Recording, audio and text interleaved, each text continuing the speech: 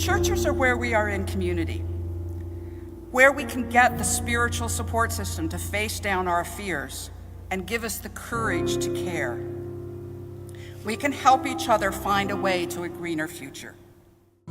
Beyond clothing, feeding, and caring for our neighbors, Christians are also called to speak up for those whose voices are not heard. In the words of our baptismal vows, to respect the dignity of every human being.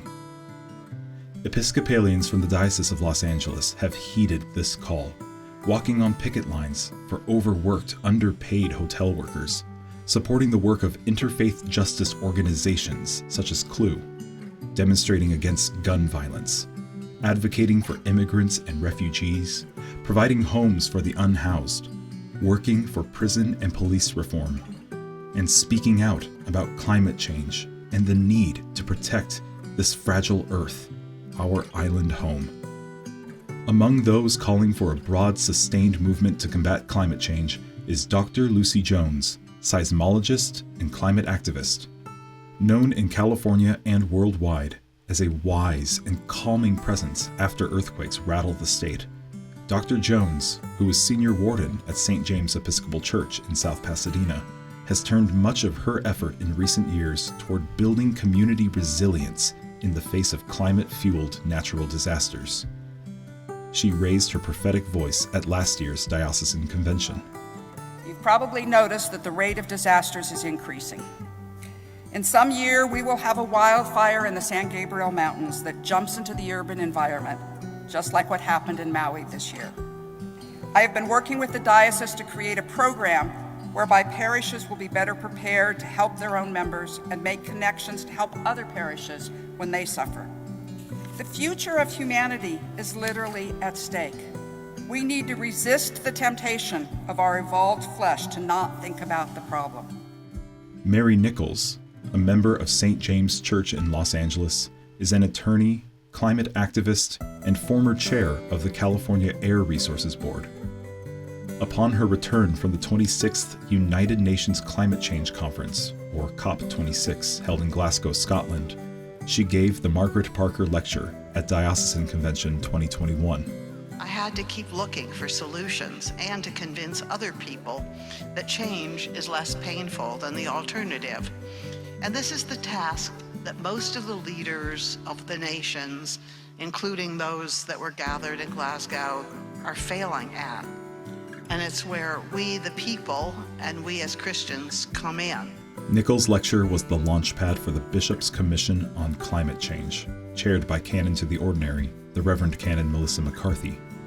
The commission is the diocese's response to urgent global and local needs caused by the current environmental crisis. The United States has an enormous network of federal, state, local, and tribal prison and jail systems.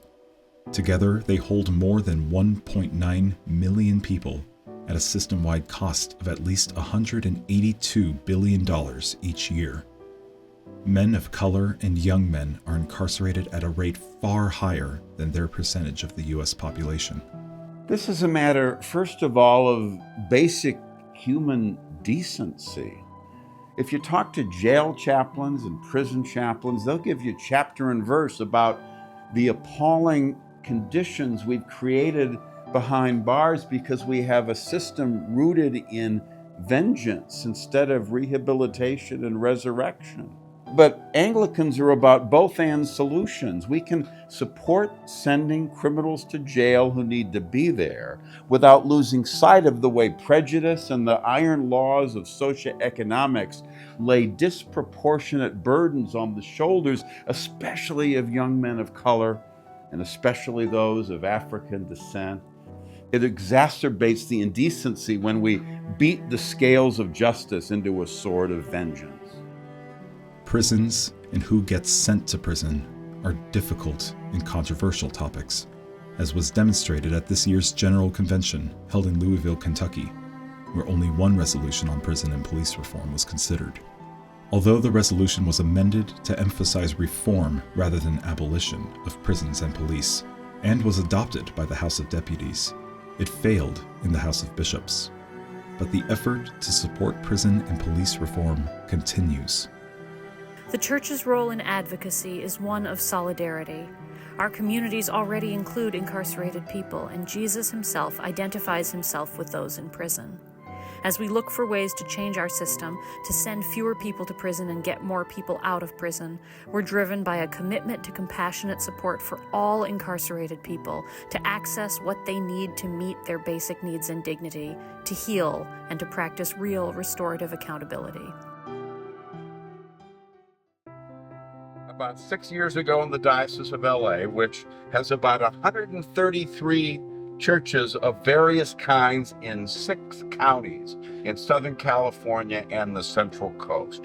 We got all of the region's experts on housing and security together, and we posed this question in the name of a Savior who said he had nowhere to lay his head. How can we help? And we got 2 answers. The first was to advocate for policies that make it easier for communities to build housing. The second bit of advice we got was to go ahead and build housing, because we own a lot of real estate. And after all, Jesus was a builder. So we've resolved to build housing on 25% of those 133 campuses, which is 33 projects in all, by which we hope to give 4,000 to 5,000 people places to lay their heads. 6 years after the Housing Task Force was first launched, 2 affordable housing projects on Episcopal Church properties in the diocese have been completed: St. Michael's Apartments at St. Michael's Ministry Center in Riverside, and Santa Angelina Apartments at Church of the Blessed Sacrament in Placentia. A third housing project, Orchard View Gardens at St. Joseph's Church, Buena Park, is under construction and will open early in 2025. In partnership with city governments, Habitat for Humanity, and local housing developers, plans for housing at St. Ambrose Claremont, St. George's Riverside, St. Michael's Anaheim, and a dozen other churches in the diocese are well underway. Homelessness, justice for prisoners, climate change. These difficult problems will only be solved by the actions of committed, caring people. And Episcopalians in the Diocese of Los Angeles are helping to lead the way.